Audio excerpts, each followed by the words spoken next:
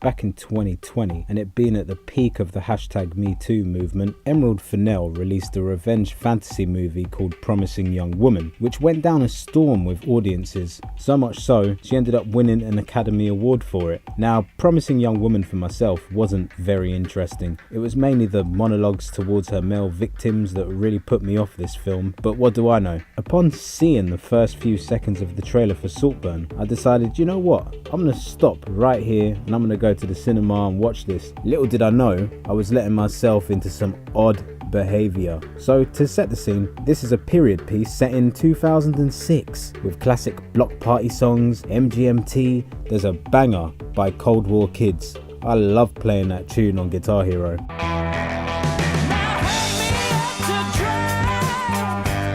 Oh yeah, and Superbad had just been released in the cinema. We kick the film off with a timid looking Oliver Quick, played by Barry Keoghan. I think he's a great actor. He is a man of many faces. I love him in Banshees of Inisherin, 71, Dunkirk, The Eternals I enjoyed him in. You got Top Boy season 3, technically 5, and he's great in that. And he pulls off a really good performance in this film as well. Oliver is a bit of a loner. There's only one kid that hang out with him, and they're not even invited to any of the parties. Did you know there was a college Christmas party tonight?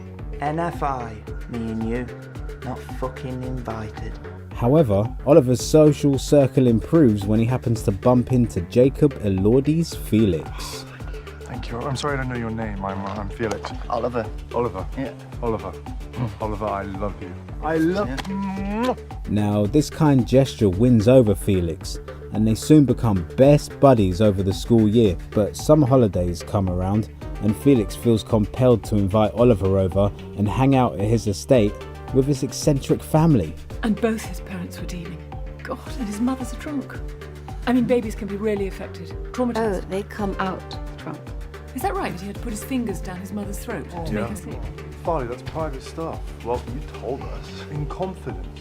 Not all is what it seems though, as we soon get into bonkers material. The film for me has a Cruel Intentions kind of feel, with a sprinkling of usual suspects, but all done in a way where you don't really care about the characters, mainly because they're all underwritten and underutilized.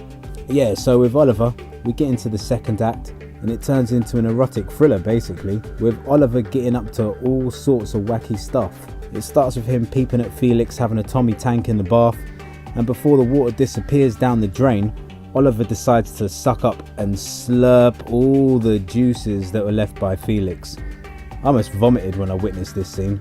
So our thirsty Oliver, well, he doesn't stop there. He now goes after Felix's sister when it's that time of the month. And yeah, Oliver, he didn't care because he got his face straight down there. The guy claims he's a vampire to her and just munches away. There's two more set pieces that are funny, a bit grotesque. I won't go into them. Now we've got Jacob Elordi from Euphoria fame, and in Saltburn he puts on a posh accent with ease. Hey, that is so kind. Thank you. I mean, are you sure? I mean, it's a bit of a faff willing you back to college.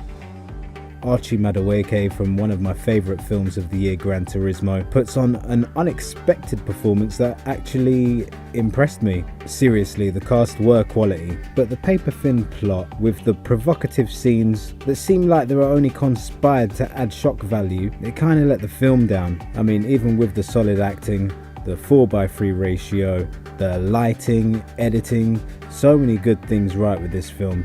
But the story, it was the story that really let everything down. Saying what I've said though, the mind of Emerald Fennell is something else, and I really do believe she has the potential to keep on improving with each film she writes and directs.